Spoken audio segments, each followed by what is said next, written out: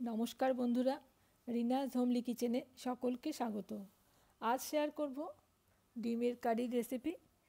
খুব সহজ আর ঝটফট বানিয়ে নেওয়া যায় ডিমের এই অসাধারণ রেসিপি। এটা সেদ্ধ করা কিংবা অমলেট করার কোনো ঝামেলা ছাড়াই আপনি খুব সহজেই বানিয়ে নিতে পারবেন। যে কোনো দিন হাতে কাজ আছে, তাড়াহুড়োর সময়ও আপনি এটা বানিয়ে নিতে পারবেন। চলুন দেখে নেওয়া যাক আমার আজকের রেসিপি। এখানে আমি একটা ফ্রাইং প্যান গরম করে দিয়ে দিচ্ছি সর্ষের তেল। তেলটা আমি একবারেই দিয়ে দিলাম। আর এখন তেল গরম হয়ে যাওয়ার পরে ফোড়নে দিচ্ছি একটা তেজপাতা, একটা শুকনো লঙ্কা, এক টুকরো দারচিনি, 3-4টে লবঙ্গ, 2-3টে ছোটো এলাচ।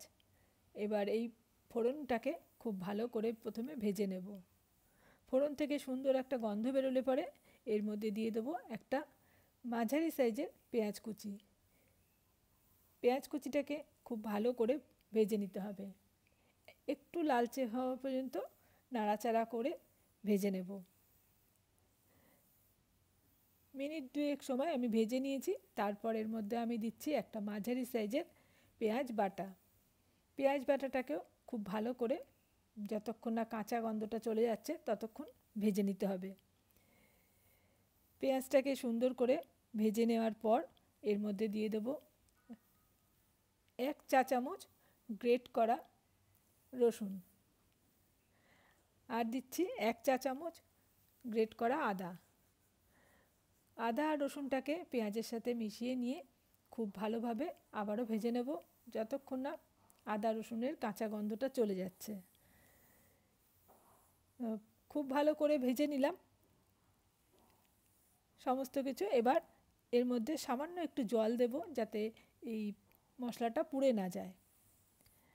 এবার এর মধ্যে দিয়ে দিচ্ছি 1/2 চামচ হলুদ, 1/2 চামচ লঙ্কার গুঁড়ো, 1.5 চামচ দিচ্ছি জিরের গুঁড়ো, দিচ্ছি পরিমাণ মতো নুন, আর দেব এখানে একটা মাঝারি সাইজের টমেটোর পেস্ট। এবার এই সমস্ত মশলা ভালো করে মিশিয়ে নিয়ে বেশ কিছুক্ষণ কষাতে হবে। মশলার থেকে যতক্ষণ না তেল ছেড়ে আসছে ততক্ষণ পর্যন্ত কষিয়ে নেব।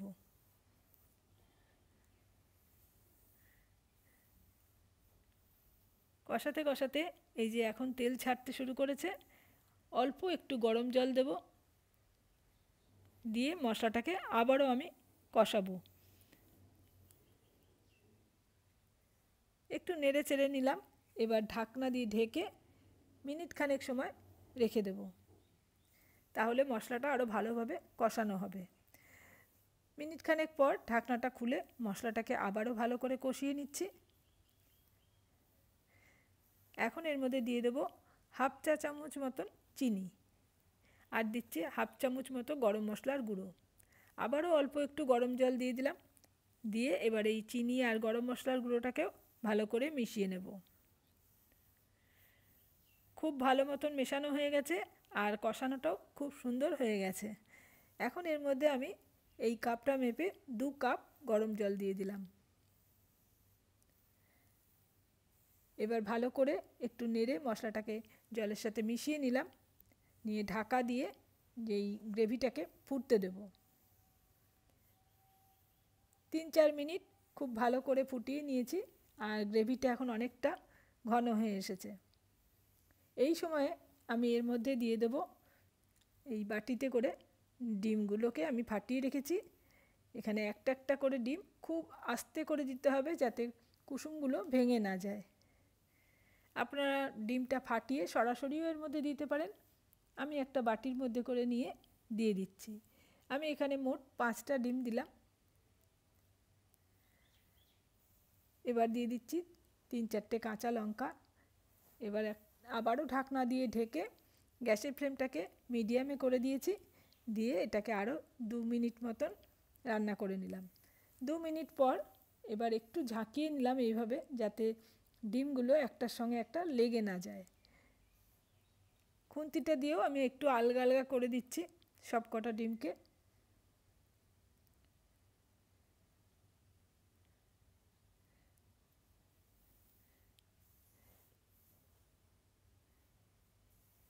এবার এই ডিমগুলোকে বেশ কিছুক্ষণ, এটা ফুটে গেছে আর এটা শক্তও হয়ে গেছে। এখন এই ডিমের যে পোচগুলো বানালাম ঝোলের মধ্যে, এগুলোকে সাবধানে উল্টে দেব,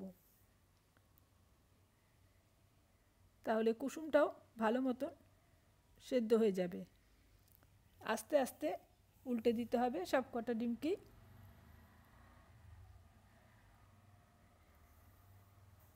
ডিম সেদ্ধ করে কিংবা অমলেট করে কারি তো অনেকবার খেয়েছেন, একবার এইভাবে ডিমের পোচ কারি বানিয়ে দেখবেন, খেতেও অসাধারণ হয় আর খুব ঝটপট বানিয়েও নেওয়া যায়। সব কটা ডিমকে আমি উল্টে দিলাম আর মিনিটখানেক সময় একটু ফুটিয়ে নিলাম। তারপর গ্যাসের ফ্লেমটাকে অফ করে ঢাকা দিয়ে রেখে দিলাম কিছুক্ষণ। এবার একটা পাত্রে আমি সার্ভ করে নিচ্ছি। এটা দেখতে যেমন সুন্দর হয়েছে, খেতেও কিন্তু অসাধারণ হয়েছিল। আপনারা একবার এইভাবে বানিয়ে দেখতে পারেন।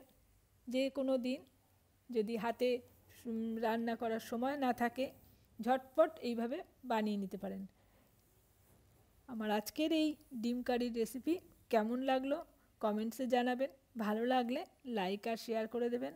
আমার চ্যানেল এখনও সাবস্ক্রাইব করা না থাকলে চ্যানেলটা সাবস্ক্রাইব করে পাশে থাকা অল বাটনটা প্রেস করে রাখবেন।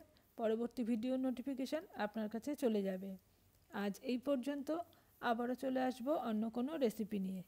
এতক্ষণ আমার সাথে থেকে ভিডিওটা দেখার জন্য অসংখ্য ধন্যবাদ।